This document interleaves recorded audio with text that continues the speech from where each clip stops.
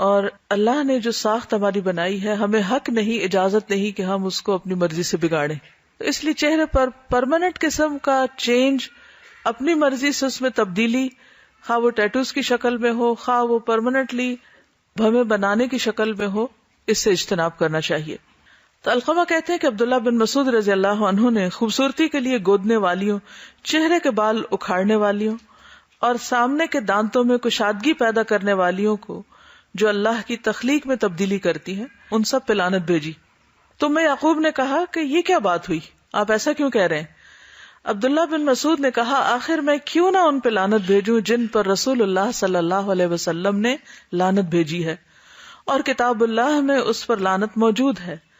یعقوب نے کہا اللہ کی قسم میں نے پورا قرآن مجید پڑھ ڈالا ہے اور کہیں بھی ایسی کوئی آیت مجھے نہیں ملی. عبداللہ بن مسعود نے کہا اللہ کی قسم اگر تم نے پڑھا ہوتا تو تمہیں ضرور مل جاتی. کیا تم کو یہ آیت معلوم نہیں؟ وَمَا آتَاكُمُ الرَّسُولُ فَخُذُوهُ وَمَا نَهَاكُمْ عَنْهُ فَانْتَهُوا، جو تم کو رسول دے وہ لے لو اور جس سے وہ روکے اس سے رک جاؤ.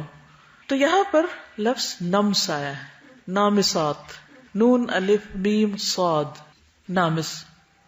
تو چہرے کے بال اتارنے کے لیے لفظ نامسا آتا ہے.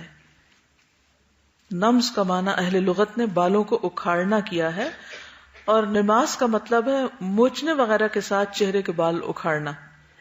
ابن اسیر نے النہایہ میں کہا کہ نامسا وہ عورت ہوتی ہے جو اپنے چہرے کے بالوں کو اکھاڑے. یہ زینت المرأہ کتاب لکھی ہے عبداللہ بن صالح الفوزان نے، انہوں نے ابن اسیر کو کوٹ کیا ہے. ہاں، بیماری کی وجہ سے چہرے کے زائد بال اتارنے کی رخصت ہے.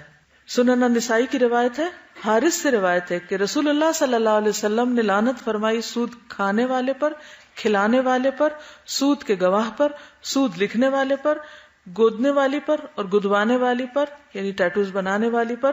ایک آدمی نے کہا کہ اگر مرض کی وجہ سے ہو، یعنی کہ کوئی ایسی چیز ہو بیماری کی وجہ سے، تو آپ نے فرمایا کہ ہاں پھر ٹھیک ہے.